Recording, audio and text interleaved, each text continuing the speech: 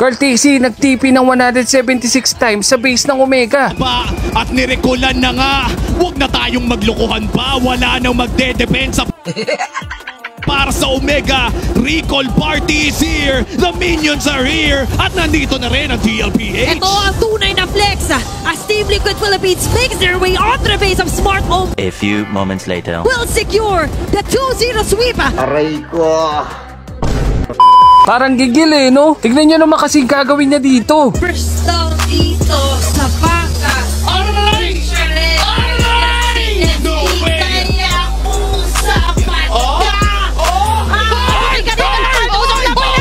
Wait a minute. Literal na pumirma sa base ng kalaban. What's happening lang? Kasi si JB agad ang mababurst down dito sa baka. Aray! Aray! No way! Kaya kung sa pagka. Oh my God! What is that? Nangyari nga pala to sa game 2 ng laban ng TLPH saka ng Barangay Omega. Grabe mga clash dito, ang gaganda. Panoorin nyo. Nangarepan doon sila Haji at isa lang siya laban sa tatlo. Pero kinaya, nakamatay pa nga ng isa.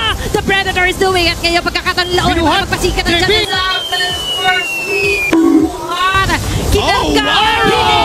Pinatulog dito ang Smart Omega. Tatakas pa nga dito si Sanford pero kakainin na siya ng barangay. Siya ang alay. Super Yoshi, susunod ka na. Ay, nakaka-easy sa pinakalikod. Abutan na sila Netsky. Talagang inaayos na lang ang pre nila Oheb. Pare nang gigilata lahat ng mga players doon na. Oh wait now! It's Sanji again! Meanwhile. Inabot na rin ang halos 9k gold lead to. At dito natutuluyan ng TLPH ang Barangay Omega. Because of JP sharing that Ugi Shadow kill. Meanwhile, James though, AOD! Naku! Tatama po yung dalawa. Kailangan matras dito ni Netsky. Abutan pa na Calling Star. Sunod-sunod na. Pagpasok dito ng TLPH with a stampede. Oh my God! Dito na. Kaso not for long. At Zorn secures the triple kill. And this might be it. Parang bumabalik na ang init ng TLPH. Tatagos na kaya sa Onyx PH saka sa Rora to? Secure the 2-0 sweep para sa araw nito. What a dominating match para sa Team Liquid. Kung hindi kayo ang ilalagay nyo sa top 1 ninyo, which team would it be in MPL and why? Onyx.